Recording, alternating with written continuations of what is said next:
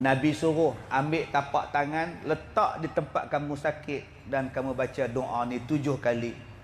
InsyaAllah, mudah-mudahan Allah sembuhkan kita daripada penyakit.